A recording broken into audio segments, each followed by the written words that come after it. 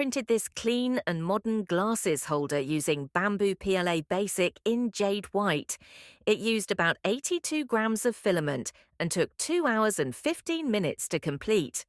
No supports were needed, and both parts printed perfectly right off the bed. The two pieces snapped together effortlessly, and once assembled, the stand holds up to 4 pairs of glasses: sunglasses, readers, or anything in between. Each slot keeps them separate and upright, so they don't scratch or get crushed. You can place it on your desk, shelf, or dresser, wherever you normally toss your glasses. It keeps everything organized, visible, and always within reach. The design is sleek, minimal, and blends into any space.